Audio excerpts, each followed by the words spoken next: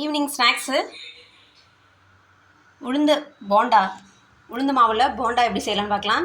இதுக்கு உளுந்து மாவில் ஆனியன், க்ரீன் சில்லி, கறி லீவ்ஸ் மிக்ஸ் பண்ணிக்கலாம். இப்போது இது மாவுக்கு தேவையான உப்பு போட்டுக்கலாம். இது கூட அரிசி மாவு கொஞ்சம் ஆட் பண்ணிக்கலாம்.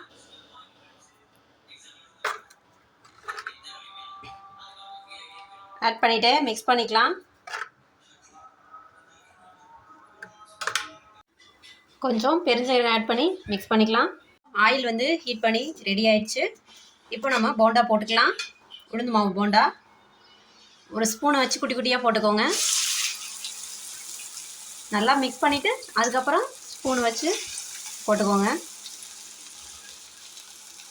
சிம்பிளான ஈவினிங் ஸ்நாக்ஸு சட்டுன்னு ரெடி பண்ணிடலாம்.